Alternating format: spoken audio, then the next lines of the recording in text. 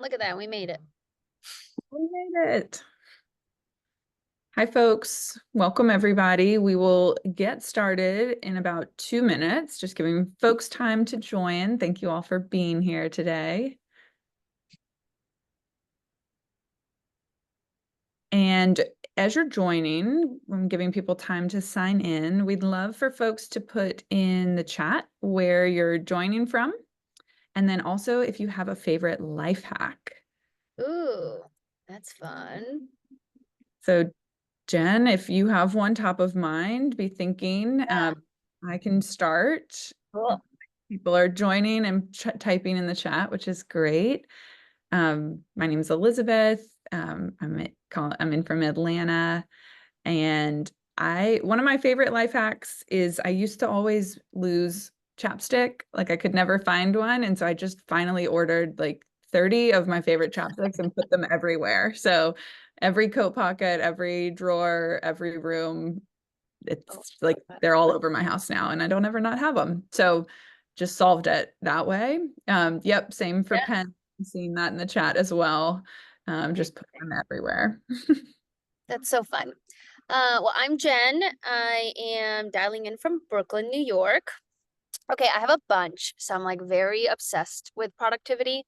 I think it's because I started my whole career in consulting, so like it was always hours and time and down to the 15-minute mark.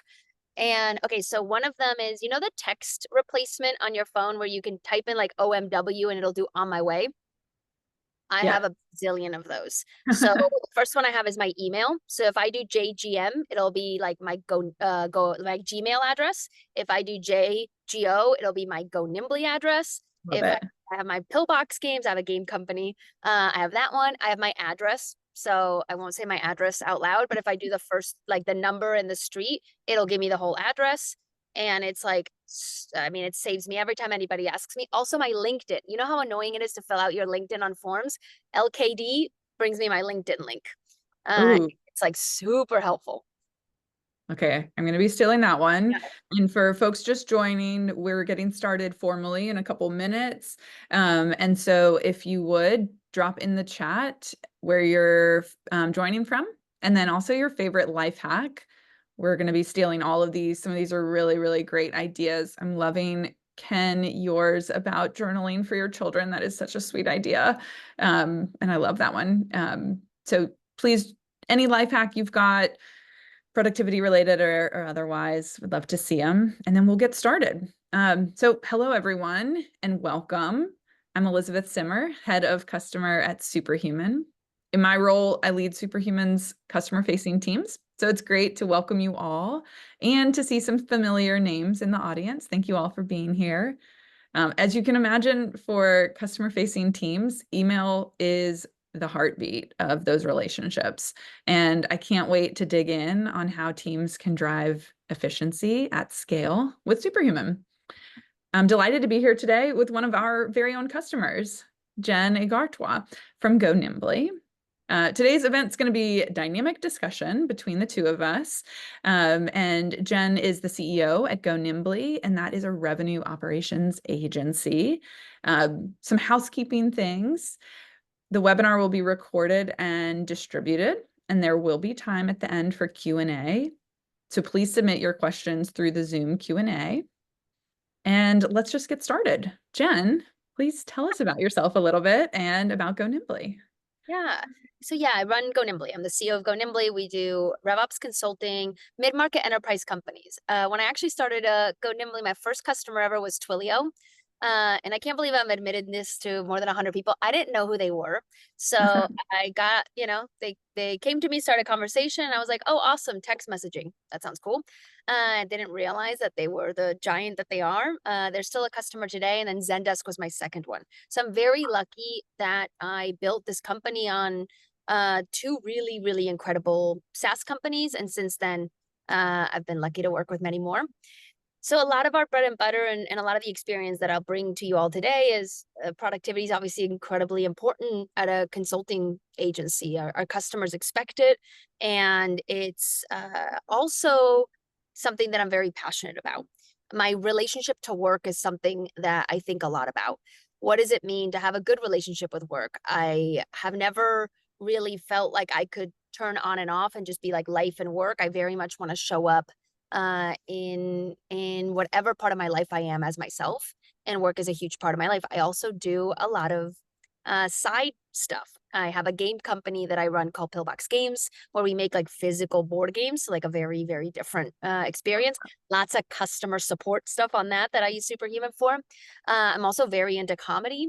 And so my boyfriend's a stand-up comic. I got him Superhuman. We do bookings with Superhuman. And so it's a space that I really care about.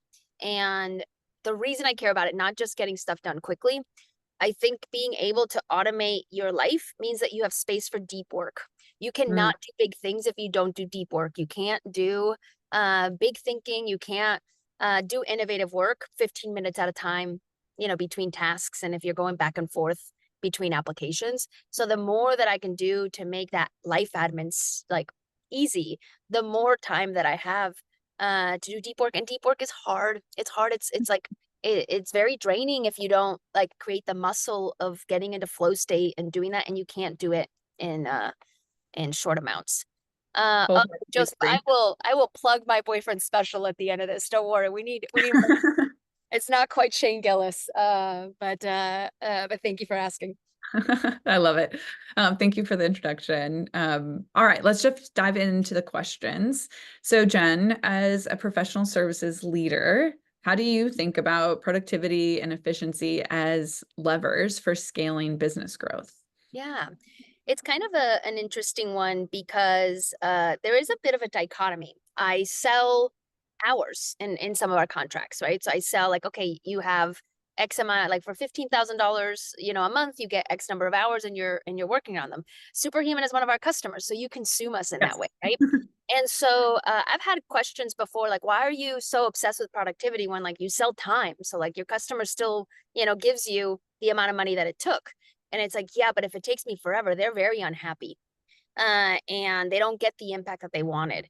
And they don't want to pay, like, try selling project management. Try telling people that, hey, 20% of your budget is to like get stuff done and get stuff moving. A lot of customers will push back on that. You don't, people don't value it. They know when it's missing, but they don't value it when you pitch it. And so for me, a lot of what I try to do is make it so easy for our consultants to do the admin work that they have. So whether that's email management, whether that's follow up, whether that's billing their hours, whether that's creating documentation, like any of that stuff that gets valued less, how do I make that very easy and very quick so that there is, again, more time for deep work? Yeah, no, I love that. And we are very happy customers and definitely value the outcome exactly. And so how efficient you are matters a ton.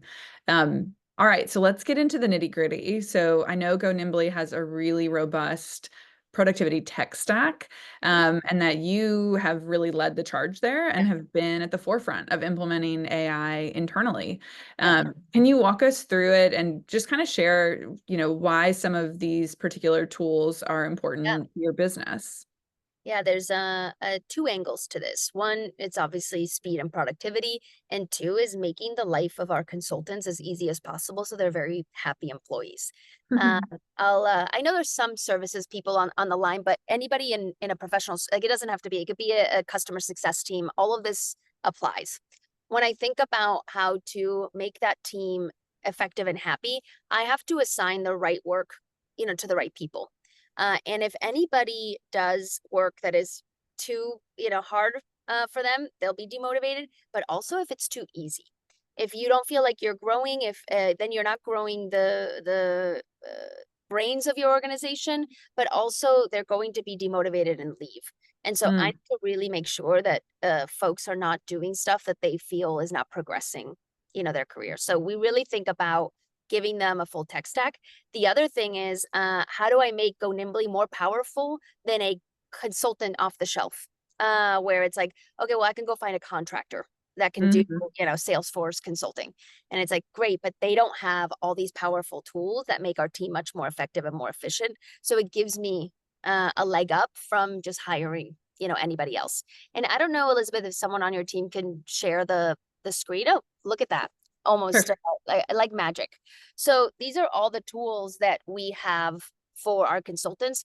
We spent about $250 a month per consultant, which is a fairly high for an agency of our size, to ensure that they're doing really incredible work. But if you think about it, if I sell an extra hour per person, then I've made up that investment. So in a lot of ways, it's not a lot of money.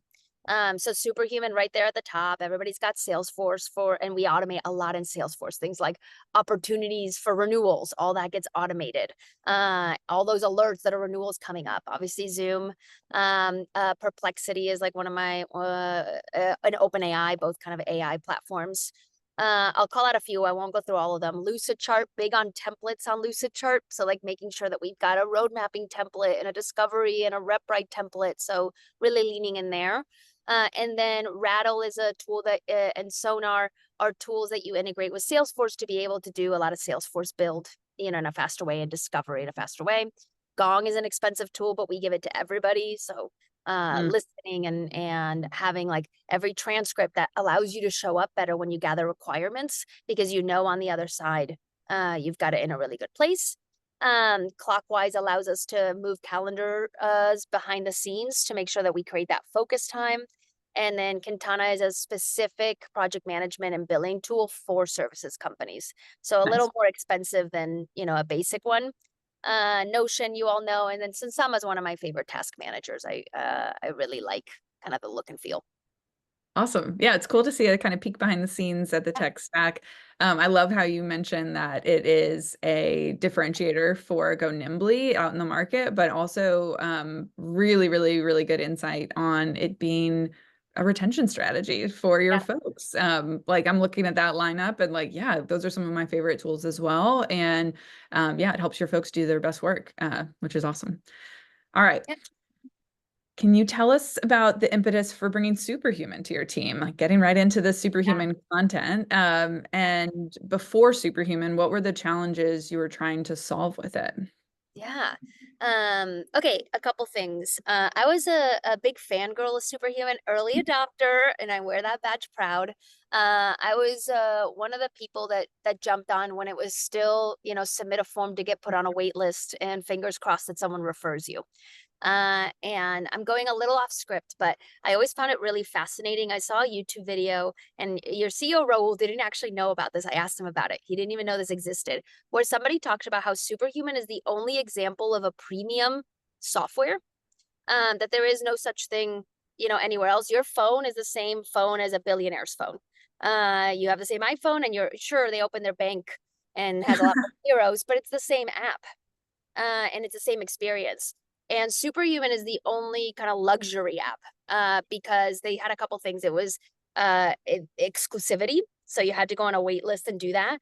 It was design, so that very crafted, very much about kind of design first, and frankly, expensive. Like sure, it's not that expensive. We can afford it, but it's expensive for an email app because you're comparing it to free. You have Gmail. And so it hit all three, and there's not a lot of examples out there, and that really fascinated me. And you definitely, it feels crafted. So like I'm using Mm, Superhuman and I'm like, it does feel premium. It moves fast. It looks yeah. beautiful. And y'all have taken really great credit. And Superhuman's not even paying me to do this. Just very passionate, about it. And one of the things that was, this is a very silly part of me. But for a while, I didn't think to roll it out to everyone because I thought it was, again, like a luxury thing that I got as CEO and that I like really loved. And I was like gatekeeping a little bit, it's like that exclusivity thing. And then the more that I used it, I'm like, well, of course I want everybody to move as quickly as I do. My Mm, response rates are up. I can, very quickly compose, messaging. I can share conversations. If I don't have the whole team on it, then I'm not getting all those benefits. So it started yep. to snowball to a point where it's like, if I really care about my team being productive, I got to give them the right tooling. And so we rolled it out to the whole organization. Love it. And then when you're thinking about how your team is now using Superhuman, Mm, what are some of those? You mentioned it a little bit, yeah. but I'm curious, like which features do you and the Yeah. team rely on the most, and how do Yeah. they impact your team's workflows? Yeah. This is how I know y'all are smarter than I am. I did not think I would use shared conversations. When I saw that feature, I was like, oh, whatever, I can share an email. I might do that, but I'll just forward it. Like, why would I share it? And that is something I think y'all pulled my stats. I use it nonstop. Uh, I am like big on sharing conversations. And so for anybody that doesn't have Superhuman yet or doesn't know it, it's like my ability to tag somebody in an email chain without CCing them and without forwarding it. And then they can see all the history and all the ones that come after that.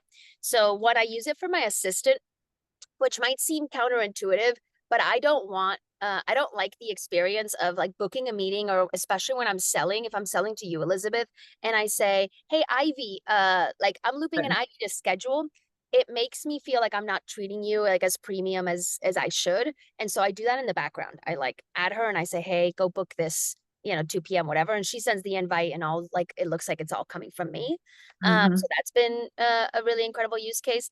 I promise it doesn't. Oh, Brittany's got her hand up. Sorry, Brittany.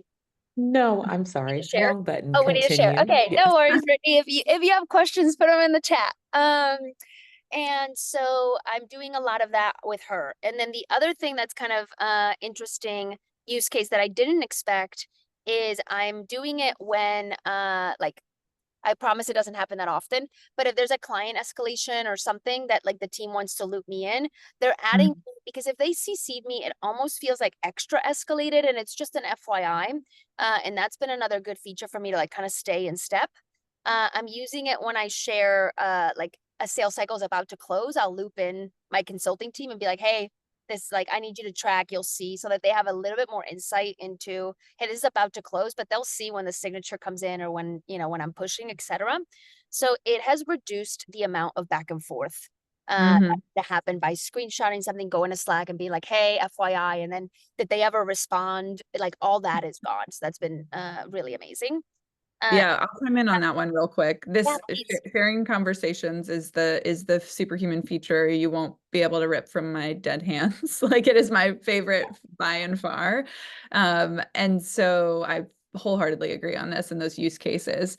There was a quick question in the Yeah, comments around like, what is it? So I'll just address that real quick. So the ability to share a conversation allows internal teams to collaborate on like external communications. So if you've got an email, and there's a good example here in the screenshot, where there's an email about closing a deal with an external team or external contacts, and then you can share the conversation internally with your teammates, and comment alongside the email, which gives visibility for anyone that the email is shared with, going backwards, obviously, into the context, but then in the future. So as the deal progresses or as the conversation continues to flow, you kind of stay in the loop. So as a leader, I'm using it exactly the same way you described, Jen, where I'm kind of coaching on the sidelines or yep, have visibility without needing to like drop into a CC line and kind of right. change the tone of the email. Yeah. Just kind of help from the background, which is really, really powerful.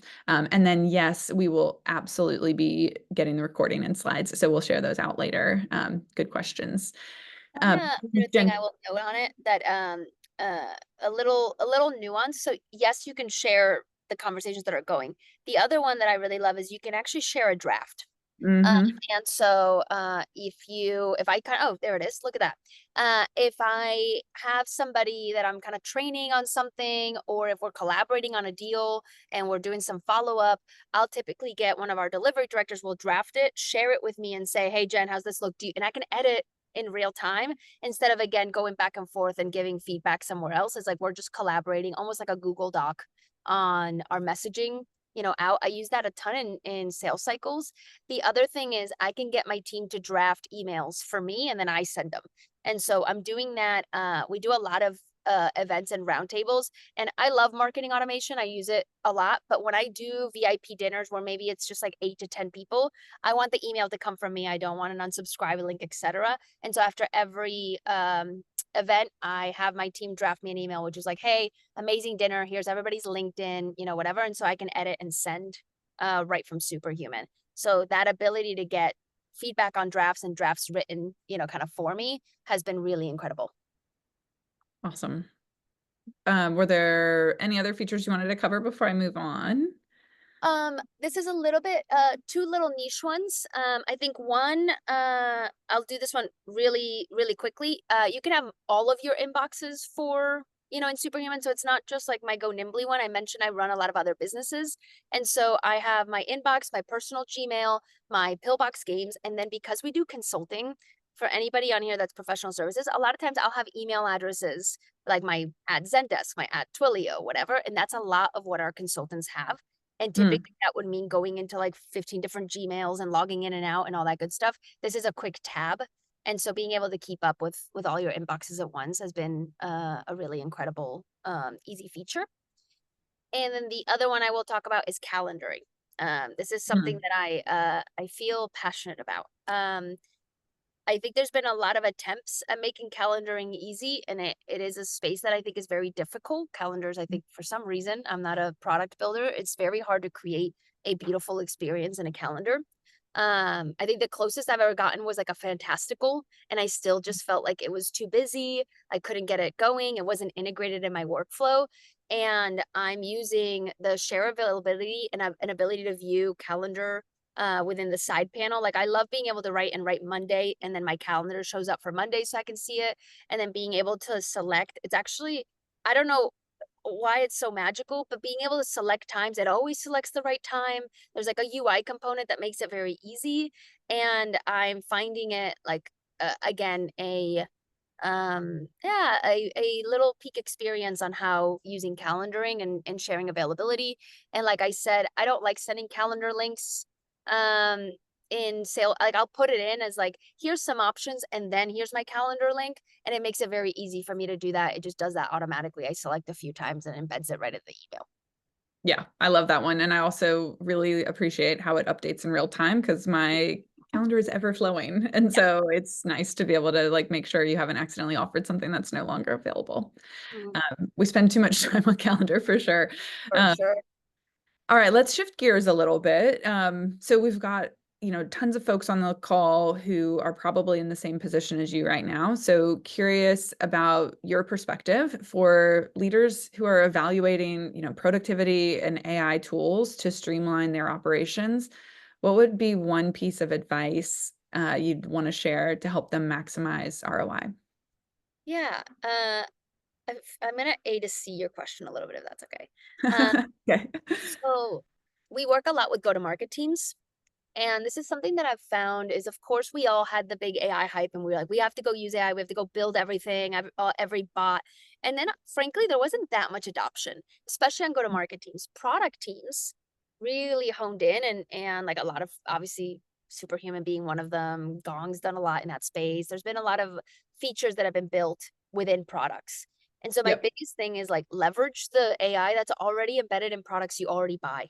I think there's a little shiny object syndrome of like, I'm going to go create a GPT over here and it's going to change everything. It's sometimes they're at your fingertips. So like, you don't need to create a GPT to draft emails. You already have that, for example, within Superhuman. And so that's one of the things that I'm really pushing, especially go to Mm, market teams, is let's go look at your tech stack. Where are they already doing the heavy lifting of building that for you? Let's make sure we adopt that. And then we can mm, go figure out sort of point solutions, which I do think is where the world is moving in RevOps and in operations, which is what we do, which is we're gonna have these platforms that we really have our sales team and marketing team running on top of. And then when we have those smaller features, I believe operators are gonna become more builders. And so mm, they're gonna start to, build some of these features themselves because building is becoming kind of easier. So I'm not trying to say that you shouldn't invest in building your own AI solutions, but I do think that the first step for productivity is go leverage all the features you're already using. There was a survey that went out, I think it was Rattle that did it, that said 5% of operators think that they've have adoption of their current tech stack, like that they're using the features of their current wow. tech stacks. So it's like we all know that we have a lot of shelfware. So focus on getting that, to Yeah. adoption. Interesting. Wow, that's much lower than I would have expected. Yeah. Awesome. Well, we have a little bit of time for some Q&A. And so if you have questions that you'd like, feel free to drop them in the chat. And then we will move to some Q&A. And the first question that I have is, how long do you think it takes the less than average person to convert to and run Superhuman? Minutes. And I'm not just saying that. Are y'all still doing like onboarding and you have like the games and all that good stuff where you, Yeah. yeah, within, within it's email, right? You already know how to use it. You know how to open your email and draft and delete and etc. It does take not necessarily time, but thought about Mhm. understanding your own workflow and saying, okay, what are the snippets that I use a lot? I have a snippet that introduces to recruiting. I get a lot of people emailing me. I'd love to join your team. In a second, it forwards it over to my recruiting team and says, lovely, thank you for wanting to work here. Here's Heather. She'll review your application and get going. I have a snippet for looping in my business partner and being like, Troy is being looped in. I have snippets for onboarding. I have snippets for here's my, availability and my calendar. And so that's because I know that I use those all the time. And if I find myself using something more than a couple times, I really try to commit to creating a snippet for that. And you can share those across your team. Like everybody has the snippet of my calendar link if they want to use it. And so it's not a time to, you guys probably have a pretty quick time to onboarding and time to value. But to get the most, I think you have to be thoughtful about, hey, what's taking me time and how do I build that for myself? Yeah, I love that. I agree with the minutes answer, like popping into the in-product onboarding and then maybe popping in and joining a one-on-one coaching session with someone from the team. Those are all really good accelerators. Yep. But at the end of the day, it's a habit change. And so I think it's also like your own commitment to say like, okay, I'm going to stay in Superhuman. I'm going to try out my total workflow and Yeah. see where I'm doing manual work and where I could automate that. Yep. There's a ton of hidden gems in Superhuman, and so it's also like being curious and exploring those features. Yep. All right, question 2. So every tool has a learning curve, but obviously email habits are particularly ingrained. It's probably one of the only products we've been doing for decades, and like we Yep. all have our own style there. Any strategies that you've found to be effective in facilitating adoption of new tools like Superhuman, or just being able to communicate its benefits? Maybe if you had some folks on your team who were skeptical. There's actually, candidly, there's a few people on my team that are not using Superhuman. And those are the people that don't have high email volume. It just Yeah. isn't a fit for them. So some of our engineers, they don't send emails. They live in Jira and they live in Slack and it's the project managers, etc. So I think there is like a category that is, you have to be a high email user in order for it to be super valuable. I think I don't actually have any like kind of big tips. I feel like uh I'm not an email adoption, expert on that. The only thing I will say is there are some habits that make us, again, I'm passionate about focus. There's some habits that make us kind of worse knowledge workers, Mm. which is the fact that we look at email and Slack. There is a study that was done that shows that we click different applications. It's seconds. It's under 10 seconds how often we click off.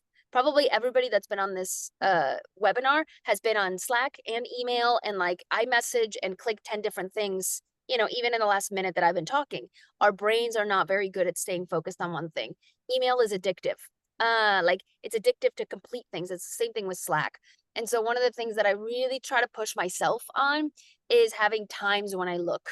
So it's like, can I Mm. look at the top of every half hour? Not every, 3 minutes. And I'm still bad at it. I have to like close the app. I know you probably don't want that from an option, but I have to close it because it's too easy to want to go back. Yeah, no, we actually say we want people in it less. Like we Yeah. want the same thing. Like when you're in there, be productive, but not just like reading the same emails over and over again. Yeah. A couple of quick things I'll address from the comments. We do have some additional enablement options that we can send as follow-up. Some of those are the coaching calls that I mentioned, as well as some of the tutorials that are like online guides if you'd prefer to do it async. So for folks who are asking about that, we'll make sure we send those in our follow-up as well. And then there was a question around time savings. We've done some analysis of users in their data before using Superhuman and after. And usually we see about 4 hours saved a week. Obviously, it depends on their usage and adoption, but wanted to just knock those out quickly because those are kind of quick, easy questions. And I think we're getting close on time. So I want to just say thank you to everyone for all of the questions. If we missed yours, please send it via the follow-up survey and we'll definitely get back to you. And as a quick note, any of the webinar attendees today will get early access for the Superhuman AI beta that was just announced yesterday. So watch your inbox for the follow-up email with the details on how to join that. And then Jen, wow, thank you so much just for your time and also your expertise. And thank you to everyone who joined. We'd love your feedback on today's event to make these even more impactful for you. So 3-question survey coming your way. Please take a moment to complete it. Thank you all so much for your time. Thank you. Also, let Trent in. He's a buddy of mine. Let Trent in the beta. Okay, Trent's on the list. Okay. Thank you all so much. Bye.